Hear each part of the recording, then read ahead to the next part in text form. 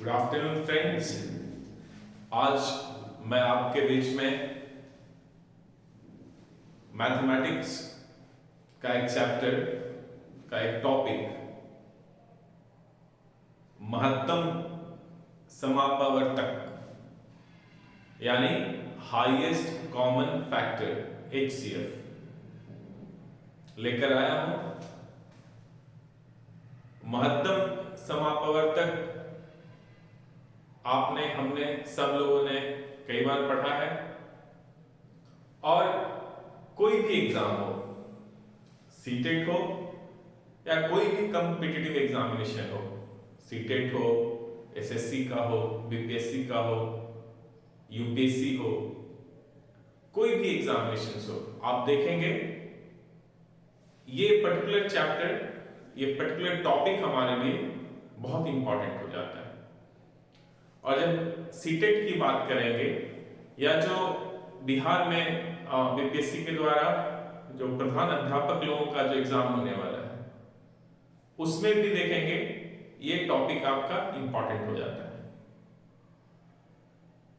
अभी केवीएस का भी वैकेंसीज आ गया है, उसमें भी इंपॉर्टेंट हो जाएगा।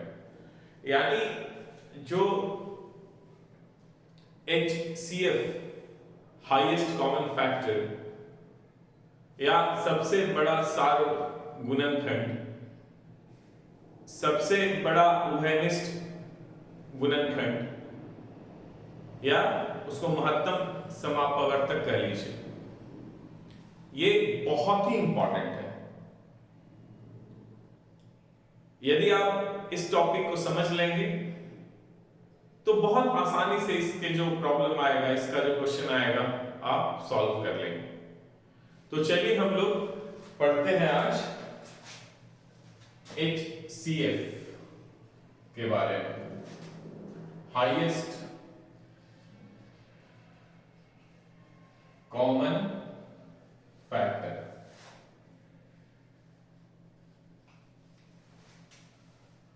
इसको हिंदी में हम लोग कहते हैं महत्तम समापवर्तक।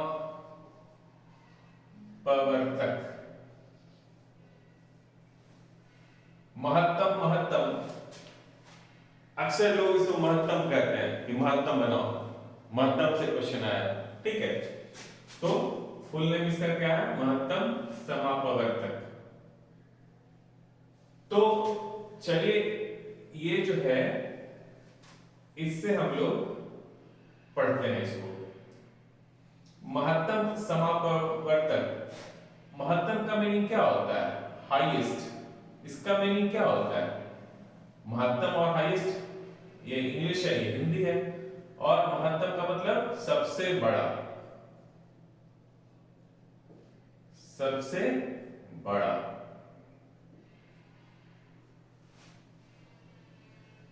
समापवर्तक, सम, देखो ये इसको जब ब्रेक करोगे आप होगा सम प्लस अपवर्तक।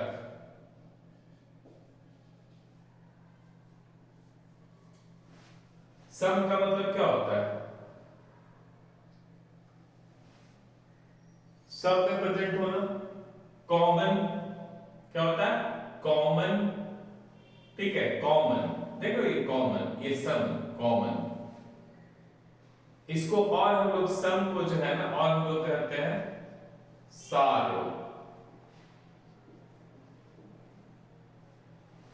और इसी को हम लोग कहते हैं कॉमन। और इसका ही नाम है उभयनिष्ठ। उभयनिष्ठ बाद में समझ में आएगा, समझे? ये सब एक ही है, सम, सार, कॉमन, उभयनिष्ठ। अपवर्तक, ये क्या हो गया? फैक्टर। क्या हो गया? फैक्टर। और अपवर्तक को और हम लोग क्या कहते हैं? इसको और हम लोग क्या कहते हैं? गुणनखंड। और इसको कहते हैं गुणनखंड। अपवर्तक को और क्या कहते हैं? गुणनखंड।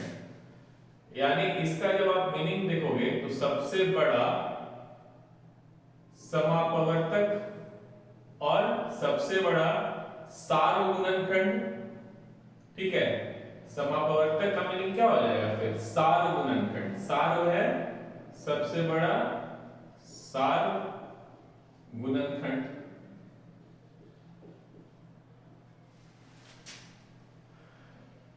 हाईएस्ट कॉमन फैक्टर, उसको हिंदी में कहते हैं महत्तम समापवर्तक, इसी को कहते हैं सबसे बड़ा सार्वगुणनखंड, और इसको कहते हैं सबसे बड़ा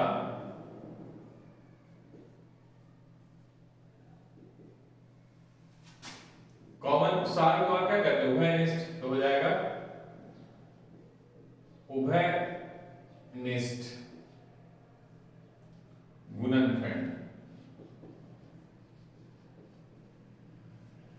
तो हम लोग ये पढ़ेंगे और इससे आपके सीटेट में तो पक्का एक क्वेश्चन रहेगा, दो क्वेश्चन भी आ सकता है लेकिन एक तो पक्का रहेगा, ये गारंटी है मेरा, एकदम रहेगा एक क्वेश्चन। तो 15 में सोचो, एक क्वेश्चन तो यहां से आ गया,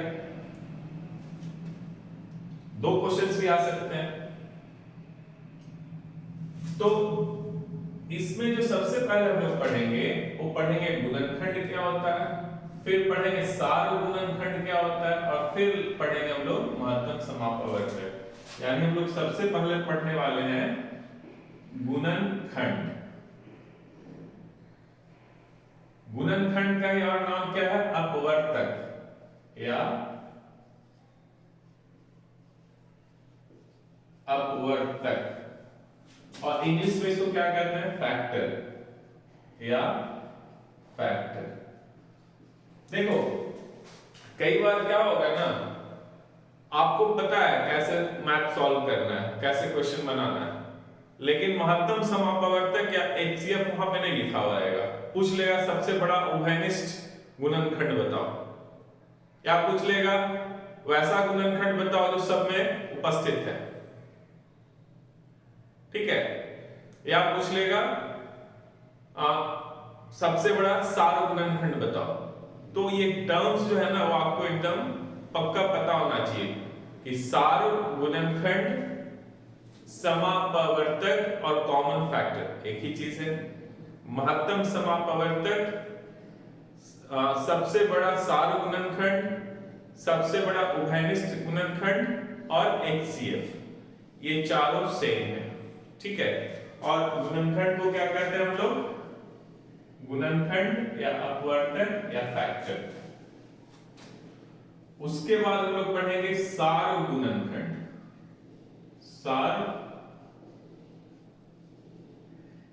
गुणनखंड या समापवर्तक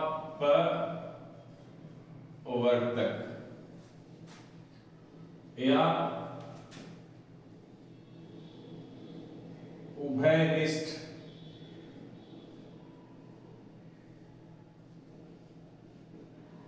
गुणनखंड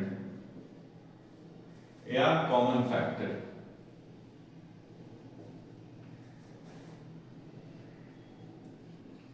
हम लोग समझेंगे इसको, उसके बाद मैथ सॉल्व करेंगे, और लास्ट में हम लोग पढ़ेंगे एचसीएफ।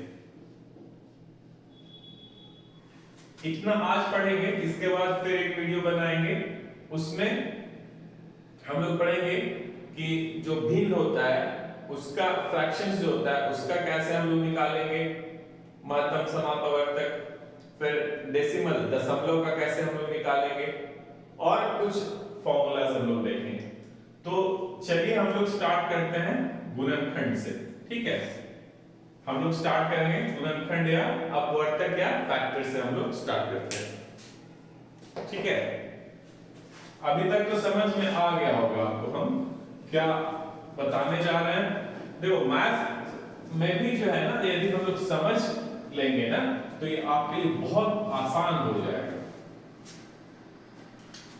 तो सबसे पहला हम लोग देखेंगे गुणनखंड या अपवर्तक या और इसको हम लोग कहते हैं फैक्टर इंग्लिश में।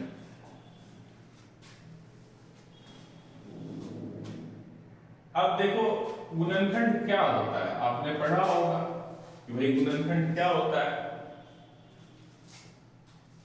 तो गुणनखंड जो है ना, कोई भी दी गई संख्या है उसको जो भी नंबर कंप्लीटली डिवाइड कर देता है, ठीक है, तो उस नंबर को दी गई संख्या का, यानी जो संख्या डिवाइड कर रहा है उसको दी गई संख्या का गुणनखंड कहेंगे। जैसे समझो आप, एक एग्जांपल हम लोग लेते हैं, आप ले लो 20 ले लेते हैं हम लोग। अब 20 में जो है आप डिवाइड करो, एक नंबर आप लोगों ने लिया 20, इसमें 4 से आप डिवाइड करो तो ये कंप्लीटली डिवाइड हो जाएगा। इसमें डिवाइड करोगे 4 से तो 4 × 5 = 20, शेषफल 0, यानी शेषफल जब 0 हो जाएगा तो हम लोग उसको क्या कहते हैं कि ये पूर्णतः विभाजित कर दिया या कंप्लीटली डिवाइड कर दिया। तो 4 क्या कर रहा है, 4 20 को कंप्लीटली डिवाइड कर दिया, तो इसको क्या कहेंगे, 4 को 20 का फैक्टर, इस नंबर को जो डिवाइड कर रहा है इस नंबर को कहेंगे 20 का फैक्टर। अब देखो 5 से भी डिवाइड करेंगे हम लोग तो ये भी पता है कंप्लीटली डिवाइड हो जाएगा, 5 4 जा 5 चौक 20, यानी कंप्लीटली डिवाइड हो जाएगा। शेषफल क्या बचेगा, 0 बचेगा। तो ये भी 4 भी फैक्टर है और 5 भी फैक्टर है।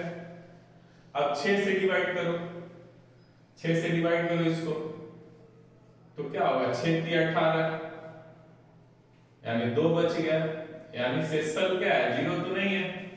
तो शेषफल यदि कुछ भी आ जाएगा तो मतलब ये इसको कंप्लीटली पूर्णतः विभाजित नहीं कर रहा।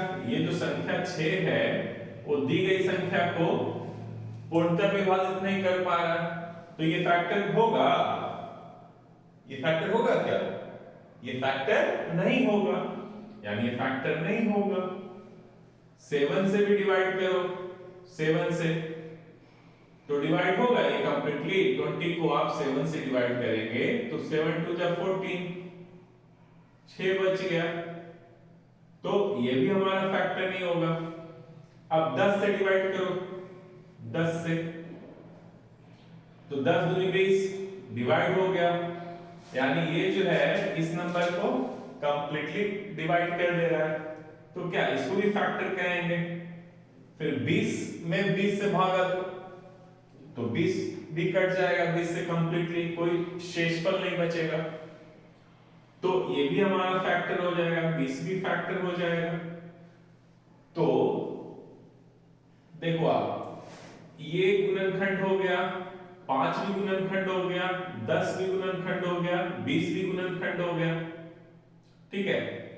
इसका मतलब है कि कोई भी नंबर जब दी गई संख्या को कंप्लीटली यानी पूर्णतः विभाजित कर दे, कंप्लीटली डिवाइड कर दे, तो उस नंबर को दी गई संख्या का गुणनखंड कहेंगे।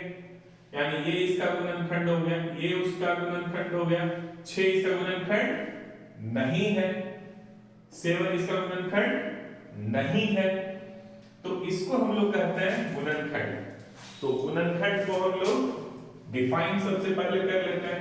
कैसे डिफाइन करोगे गुणनखंड को, आप कैसे डिफाइन करेंगे, वे संख्याएं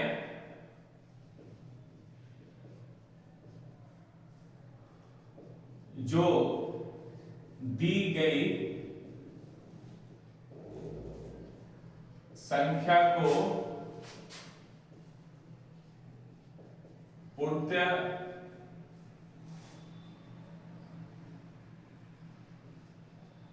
विभाजित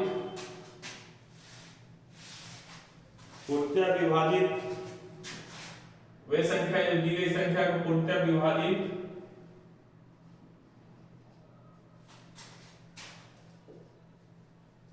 कर देती हैं, वे संख्याएं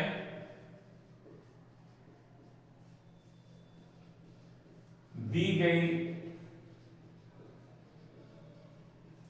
संख्या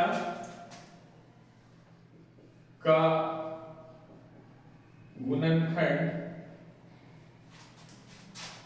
या अपवर्तक या फैक्टर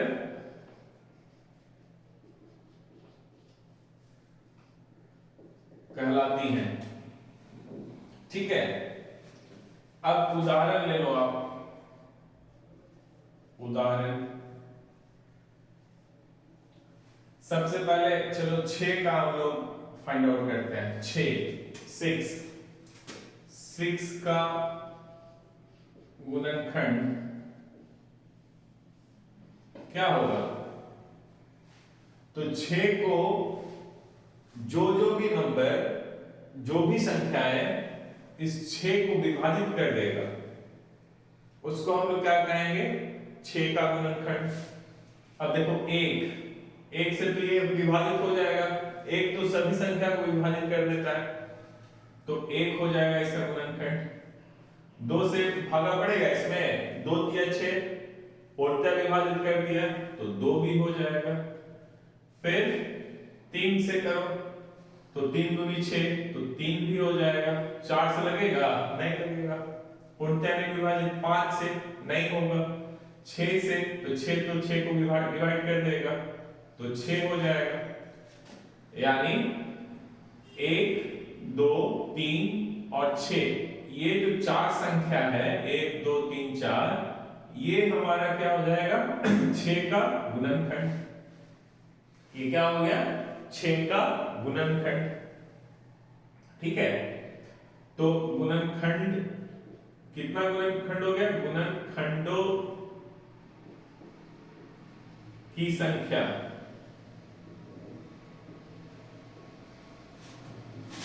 संख्या 6 की गुणनखंडों की संख्या कितना हो गया? 4 हो गया। 1 2 3 4। उसी तरह से मान लिया आप 10 का निकालो गुणनखंड। 10 का गुणनखंड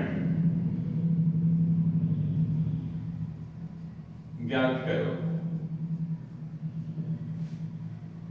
तो 10 का क्या होगा?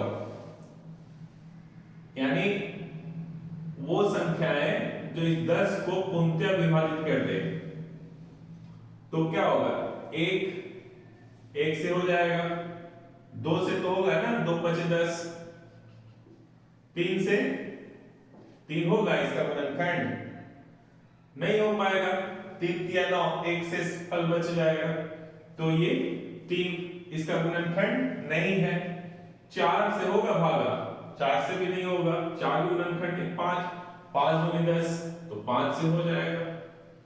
6 से, अब तो 6 दूनी 12 करोगे तो क्या हो जाएगा? 10 से ज्यादा हो गया, यानी इसको विभाजित नहीं कर पाएगा कंप्लीटली 6 भी, तो 6 भी नहीं होगा, 7 भी नहीं होगा, 8 भी नहीं होगा, 9 भी नहीं होगा। 10 तो खुद को डिवाइड करेगा, खुद को विभाजित करेगा, तो 10 हो जाएगा। तो 1 2 5 10, 1 2 5 10, ये क्या हो गया? इसका गुणनखंड। इसमें भी गुणनखंडों की संख्या कितना हो गया? 1 2 3 4। ठीक है, अब एक और आप ले लो 16।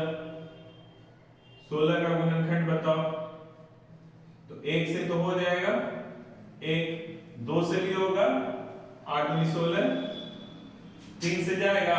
नहीं जाएगा, तो 3 नहीं होगा। 4 4 चौक 16, 5 5 5 15 नहीं होगा। 6 से भी नहीं होगा।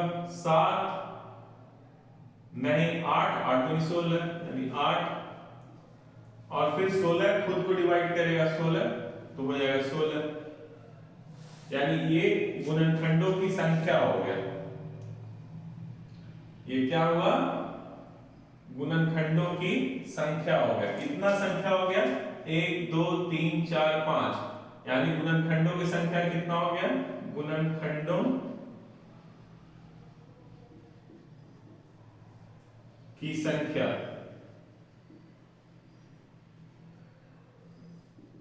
कितना हुआ? 5। तो देखो आप गुणनखंड से जो क्वेश्चन आएगा ना, ये दो तरह से आता है। एक पूछता है, एक नंबर दे देगा, मान लिया दे दिया 100, अब पूछेगा 100 का कुल गुणनखंडों की संख्या बताओ।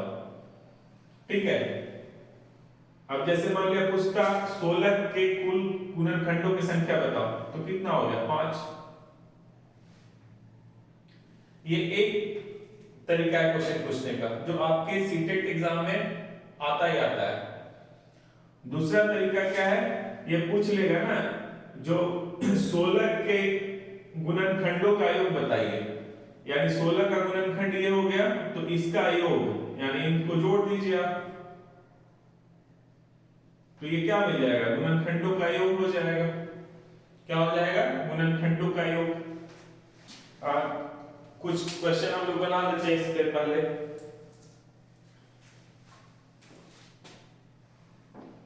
यहां तक समझ में आया?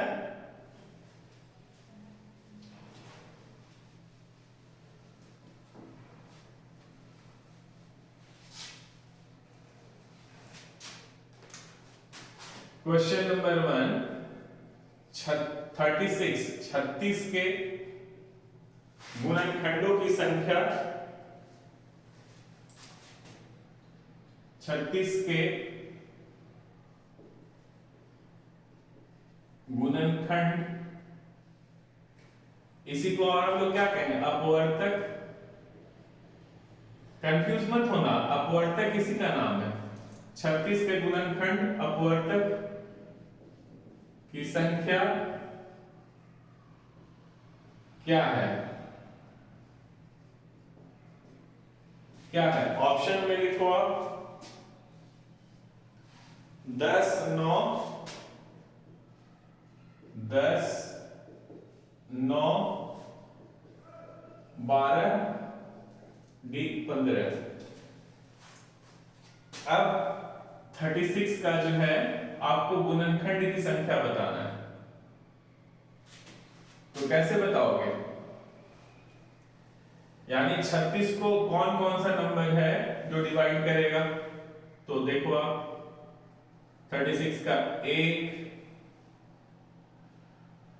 ठीक है, उसके बाद 2, 18 दूनी 36, फिर 3 से भी कट जाएगा, ठीक है, तो 3, 4 से कटेगा, 9 6 36, 4, 5 से नहीं कटेगा, 6 से कटेगा, 6 6 36, 6, 7 से नहीं जाएगा, 8 से भी नहीं जाएगा, 9 9 6 36, 9 10 से नहीं जाएगा, 11 से नहीं जाएगा, 12 3 36, 12 13 नहीं, 14 नहीं, 15 नहीं, 16 दूनी 32 नहीं, 17 दूनी 34 नहीं, 18 18 दूनी 36, 18 और फिर 36 खुद हो जाएगा। यानी ये क्या हो गया? इसका गुणनखंड। अब पूछ रहा है गुणनखंड की संख्या क्या है, तो कितना संख्या गिनो? 1 2 3 4 5 6 7 8 9, आंसर क्या हो जाएगा? 9। तो आपको क्या करना पड़ेगा? गुणनखंड इस तरह से लिखना पड़ेगा, ठीक है, तब जो है आप बता पाएंगे। अच्छा, ये भी पूछ सकता था, गुणनखंड का योग पूछ लेता आपसे, ठीक है, आपसे ये भी पूछ सकता था कि गुणनखंडों का योग बताइए।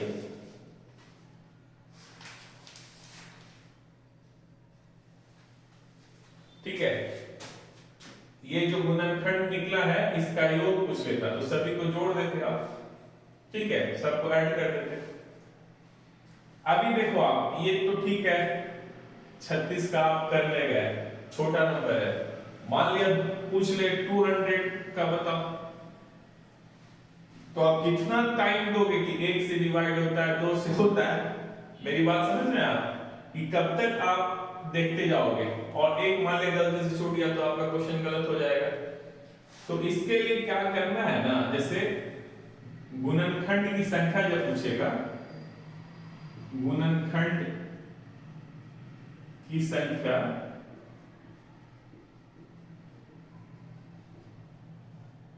गुणनखंड की संख्या, ठीक है, तो गुणनखंड की संख्या मान लिया कोई x नंबर है, उसका पूछ रहा है आपसे किसका गुणनखंड की संख्या बताओ, मान लिया 200 का है, मान लो आप 200 का मान लो, तो ये 200 को पहले जो है ना अभाज्य गुणनखंड के फॉर्म में लिखना है।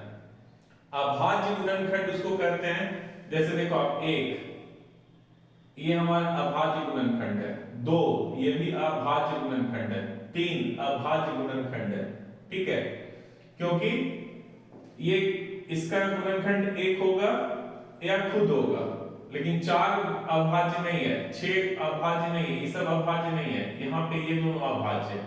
5 होता तो ये भी अभाज्य हो जाता, यानी खुद से डिवाइड होगा या 1 से डिवाइड होगा, तो उस फॉर्म में लिखना है। तो पहले आप लिखो 200 को,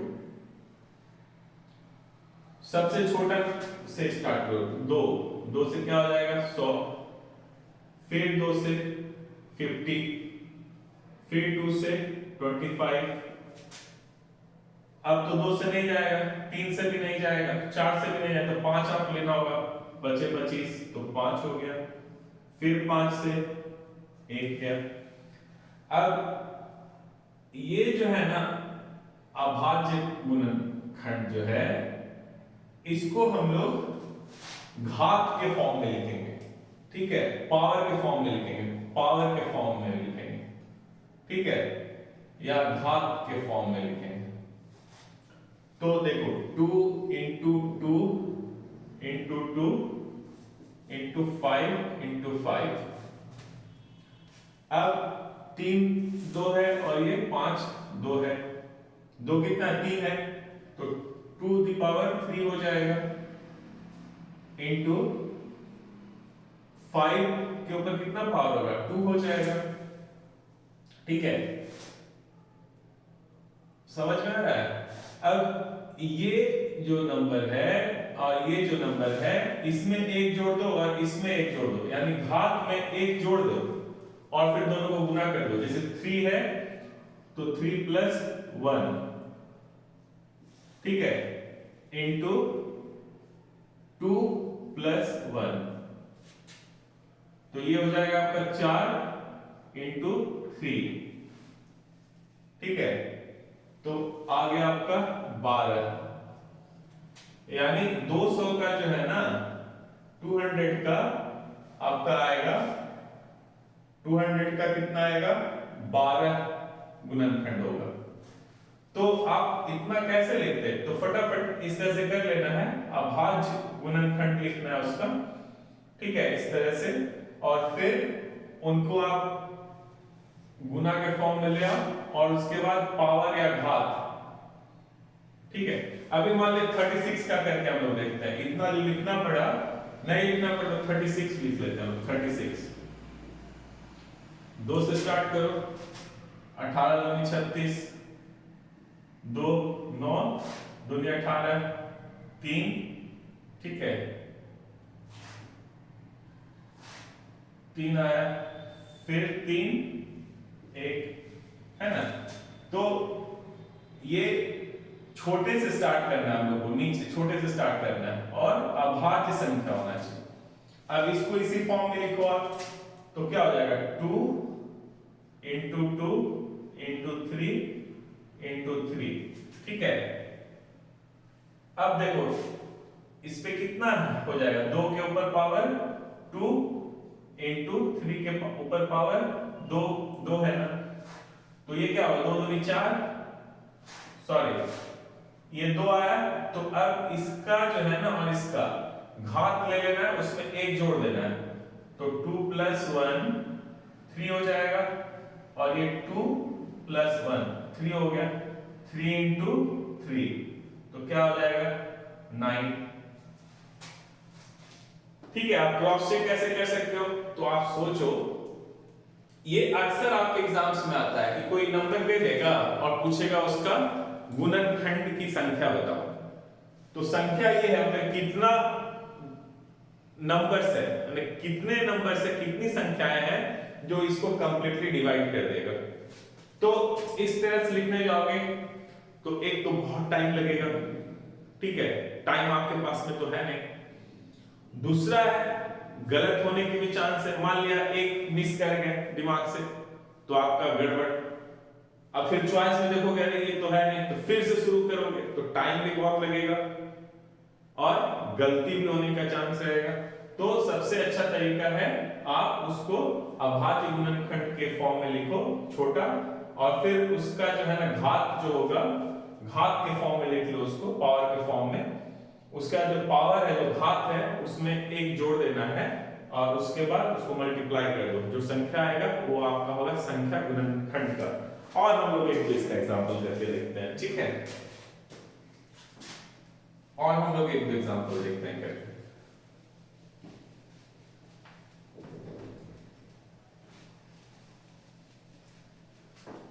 अब जैसे पूछेगा कि 100 का गुणनखंड कोई अपवर्तक या फैक्टर कहते हैं। मान लिया 100 का फैक्टर पूछ देगा तो मतलब गुणनखंड, अपवर्तक 100 का गुणनखंड की संख्या पूछा आपसे। तो एक दो तरीका है कि आप लिखते जाओ, हाँ 1 से होगा, फिर 2 से होगा, 3 से नहीं होगा, 4 से होगा, या तो ऐसे लिखते जाओ, नहीं तो फटाक से क्या करो 100 को ऐसे लिखे, 2 से कटेगा ये 50, फिर 2 से कटेगा 25, अब कटेगा नहीं कटेगा तो 5, ठीक है, 25 25, फिर 5 1। अब इसको गुना के फॉर्म में लिखो, ठीक है, अब इसको घात के फॉर्म में लिखो इनटू 5 का स्क्वायर। अब ये 2 ही है, और भी हो सकता था, मान लीजिए 3 भी हो सकता था तो उतना हो जाता, तो 2 है तो आप लिखो 2, ये 2 है ना, घात जो है आपका पावर कितना है 2 है, तो 2 प्लस 1 मल्टीप्लाई बाय, देखो इसका 2, इसका भी घात कितना 2 है तो 2 प्लस 1 तो 3 हो गया, तो 3 3 3 into 3 9, यानी 100 का कितना घात गुणनखंड की संख्या होगा 9।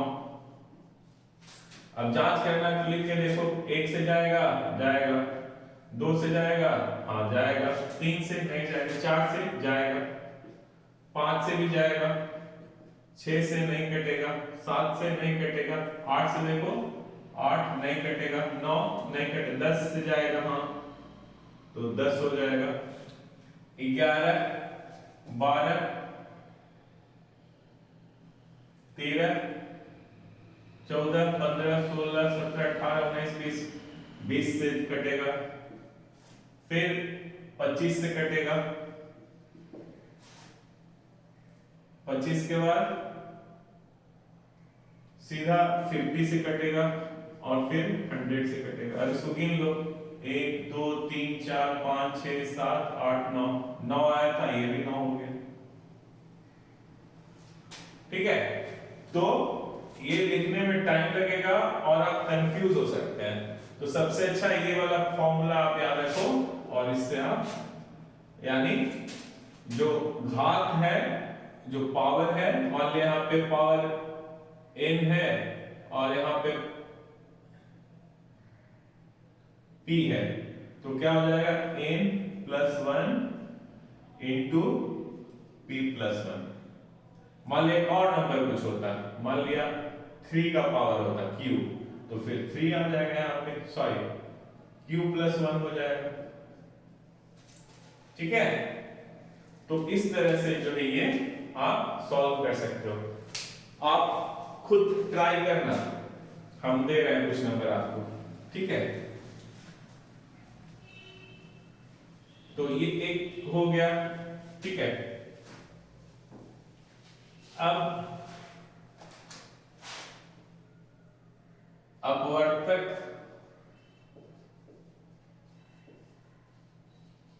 की संख्या ज्ञात करो। आप कर लेना 36 का, 48 का, 96 का,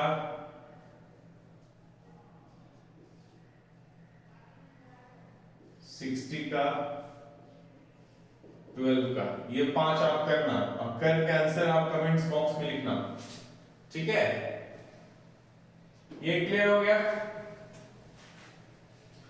अब देखो, अब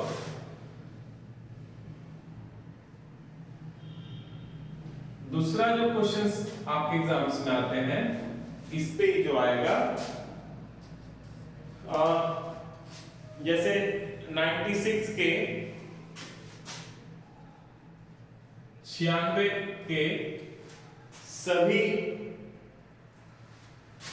के सभी गुणनखंडों, कंफ्यूज करने के कभी कभी यहाँ पे धनात्मक जोड़ देगा। ठीक है, गुणनखंडों, ठीक है, कभी कभी कंफ्यूज करने के लिए यहाँ पे धनात्मक यानी पॉजिटिव जोड़ देगा कि धनात्मक गुणनखंडों। तो बात एक ही है, धनात्मक गुणनखंड को या गुणनखंड को। 96 के 96 के सभी गुणनखंडों का योगफल है 251। ये आपके सीटेट का क्वेश्चन है। 252,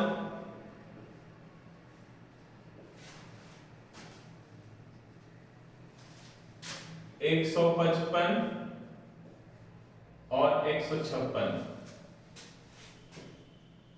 यानी गुणनखंडों का योगफल पूछ रहा है। गुणनखंडों का योगफल का मतलब क्या हुआ? जैसे 6 का गुणनखंड 6 का गुणनखंड का योगफल, तो 6 का पहले गुणनखंड लिखो तो क्या होगा? 1, फिर 2 से जाएगा 2, फिर 3, फिर 6, ये 4 गुणनखंड हो गए। तो ये जो गुणनखंड है ना, इनका जोड़ कितना होता है? योग का मतलब क्या होता है? जोड़ना, जोड़। तो इसको जोड़ दो आप, तो जोड़ोगे तो कितना आएगा? 3, 3 6 और 6 12, 12 हो गया। ठीक है, तो 12 जो है हमारा योगफल हो गया। तो वही पूछ रहा है कि 96 के सभी गुणनखंडों का योगफल है। 96 के सभी गुणनखंडों का योगफल है, तो इसका गुणनखंड निकालना पड़ेगा आपको 96 का। अब आपको लिखना पड़ेगा 1 2 3 इस तरह से। तो ये तो फिर से भारी वाला काम हो गया। तो इसके लिए हम लोग, ये अक्सर क्वेश्चंस आता है आपके एग्जाम्स में, तो फिर से हम लोग उसी फॉर्म में लिखेंगे, अभाज्य गुणनखंड के फॉर्म में। तो 2 से इसको काटो तो कितना आएगा? 48, 48 दूनी 96, फिर 2 से 24 दूनी 48, फिर 2 से 12 दूनी 24, फिर 2 से 6 दूनी 12, फिर 2 से 3 दूनी 6, फिर 3 से 1। अब इसका जो है ना मल्टीप्लिकेशन के फॉर्म में लिखो, 2 into 2 into 2 into 2 into 2, 1 2 3 4 5, 1 2 3 4 5 into 3। अब इसको घात के फॉर्म में लिख दो, तो 5 है ना, तो 2 के ऊपर हो गया 5 इंटू 3 के ऊपर में घात नहीं दिया हुआ है। जब घात नहीं दिया हुआ तो उसका मीनिंग क्या होता है? 1 होता है। जैसे 4 है, इस पे घात नहीं किया तो इसका मतलब 1 है। तो अब इसका जो फॉर्मूला है, देखो मान लिया इसको x मान लो और इसको y मान लो, और ये घात को कहो n और इसको मान लिया p मान लो आप। तो इसका फॉर्मूला जो होता है,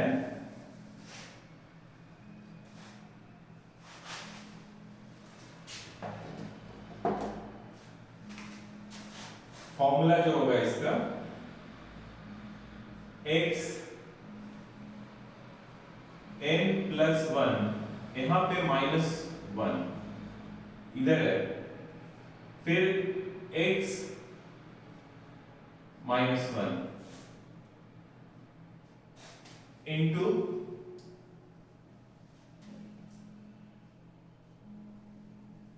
y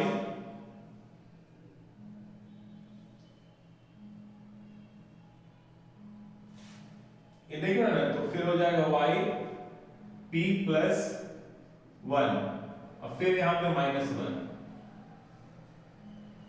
y -1।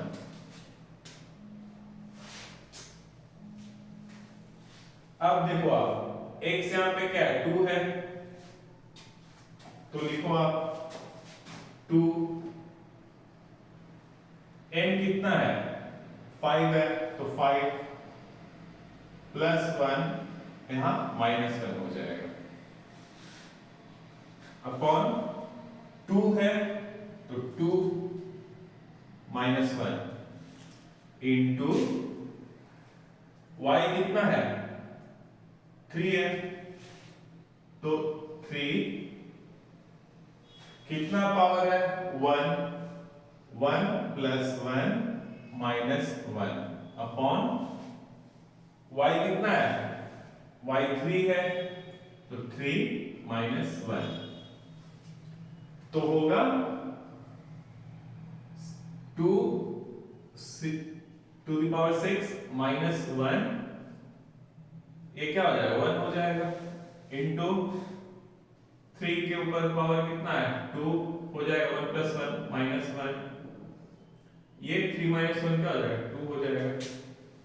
अब देखो 2 का 6 टाइम्स, 1 2 3 4 5 6, 2 दूनी 4, 4 दूनी 8, 8 दूनी 16, 16 दूनी 32, 32 दूनी 64, तो हो जाएगा 64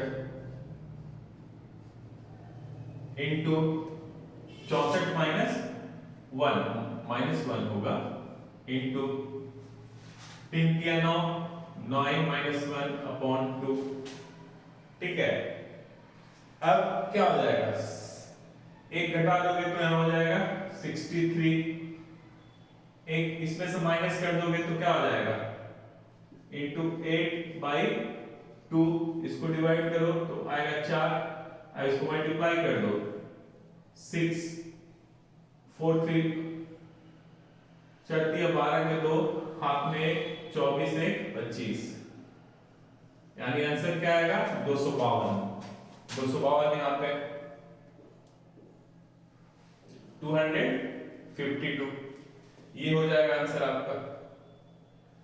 अब देखो ये बहुत मुश्किल होता है ना कि इसका गुणनखंड लिखते पहले फिर जोड़ते, मान लिया एक छूट गया तो गया काम से, तो ये आप याद रखना, पहले इसको इस फॉर्म में लिखो जो भी नंबर होगा, उसके बाद उसको घात के फॉर्म में लिख देना है, पावर के फॉर्म में, एक्सपोनेंशियल फॉर्म में, इस फॉर्म में लिखो आप इसको लिखने के बाद क्या करना है, ये फॉर्मूला अप्लाई कर देना है, ठीक है, and then you calculate it. एक और एग्जांपल हम लोग देखते हैं,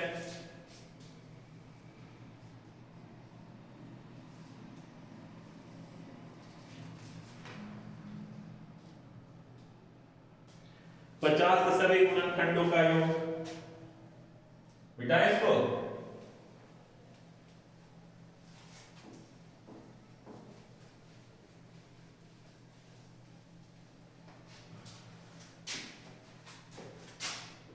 क्वेश्चन है 50 के सभी गुणनखंडों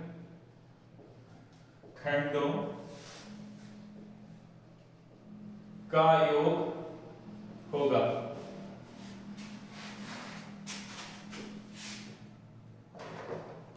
हेलो,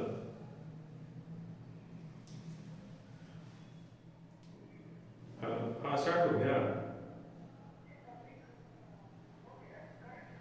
हाँ कनेक्ट कर लीजिए हमारा, एक मिनट का।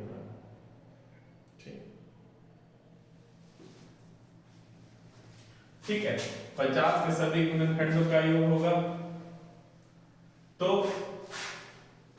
चॉइस में हो जाएगा 65, 74,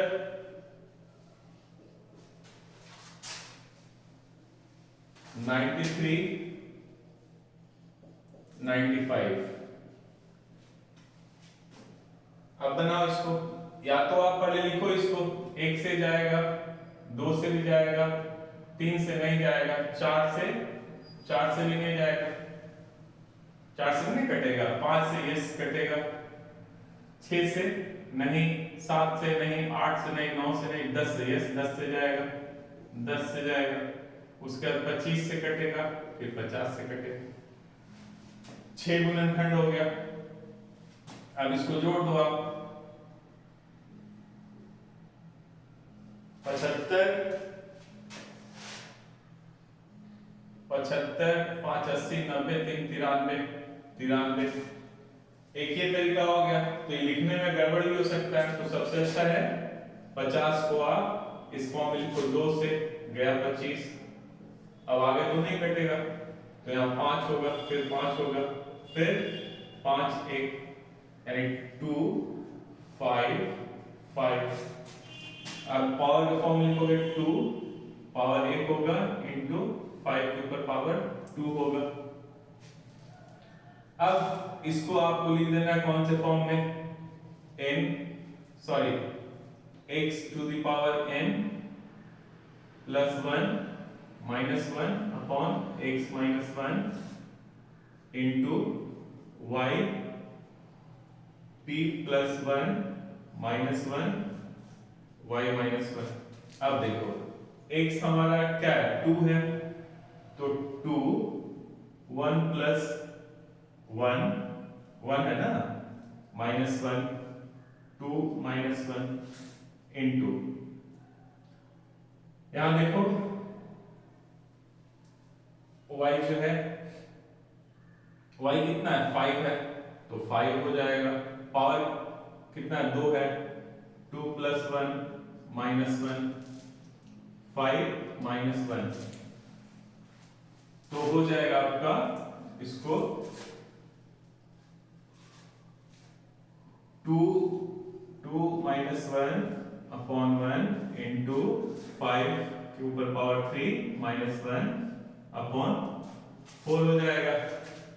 2 दूनी 4, तो 4 minus 1 upon 1 into 25, इसको 3 बार लिखो, गुना करो, 25 अब 25 125, तो 125 minus 1 अपॉन 4।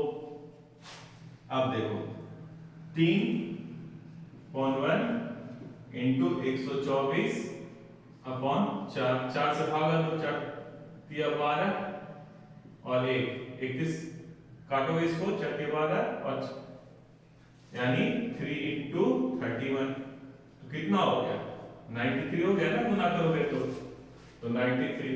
तो ऐसे भी बना सकते हो और ऐसे बना सकते हो। ये फास्ट होगा और गलत नहीं होगा।